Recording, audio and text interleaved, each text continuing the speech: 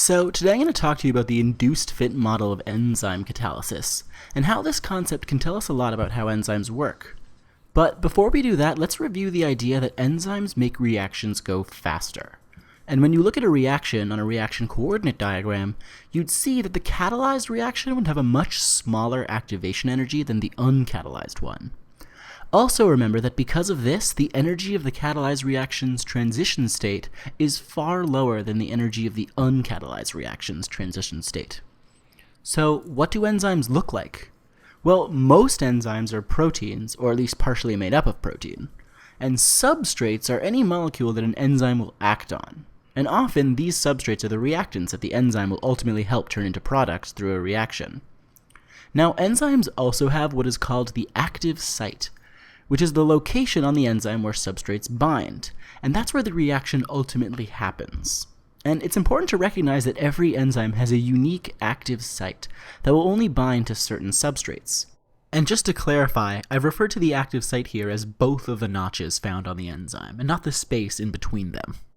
So here, of the two substrates I've drawn, the enzyme will only be able to bind to substrate 1, since they fit together like puzzle pieces, whereas the shape of substrate 2 isn't going to fit nicely in the enzyme's active site.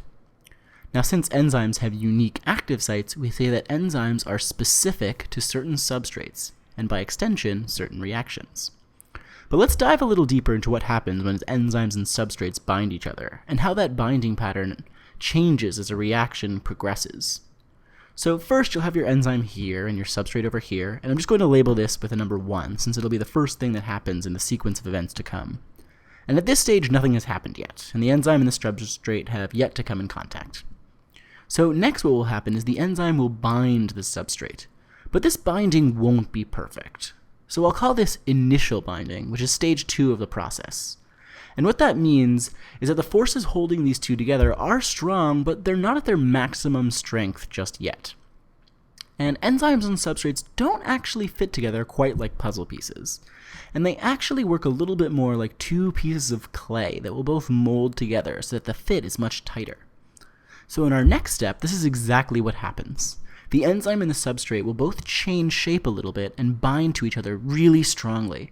And we call this the induced fit because both the enzyme and the substrate have changed their shape a little bit so that they bind together really tightly.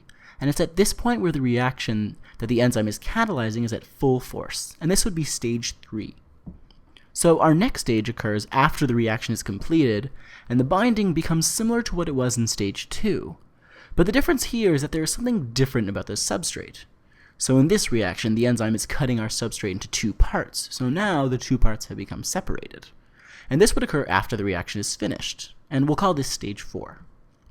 Now, in our next and last stage, the products of the reaction have been released from the enzyme, and our enzyme is back in the same state that it was in stage 1, and we'll call this stage 5.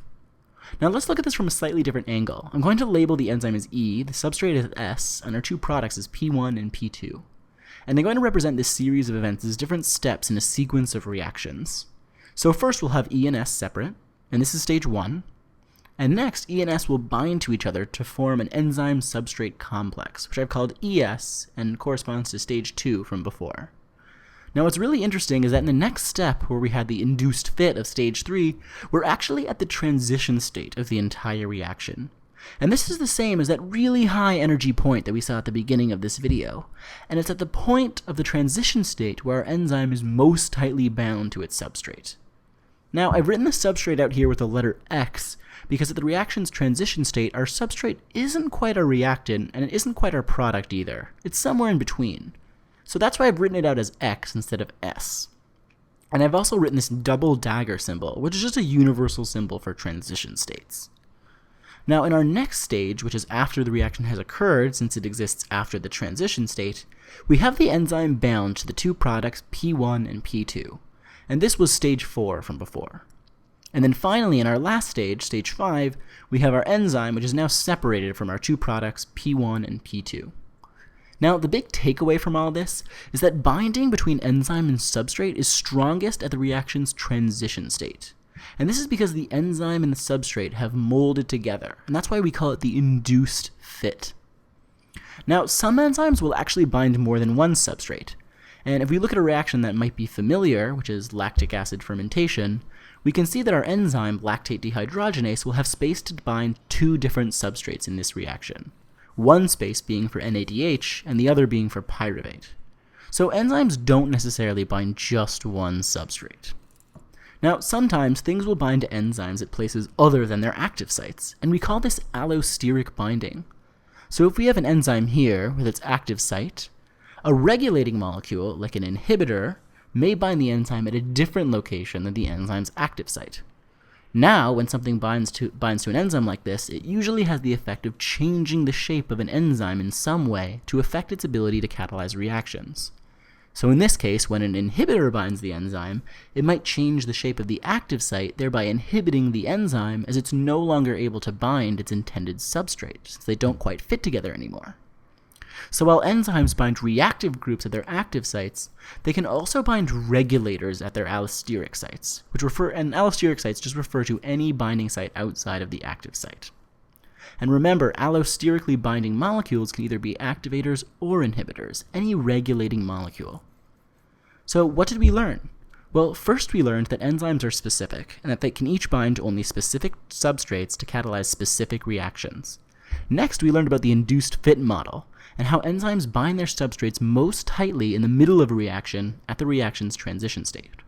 And finally, we learned that enzymes have both active sites and allosteric sites, with active sites being where the reaction takes place and allosteric sites being where regulation takes place.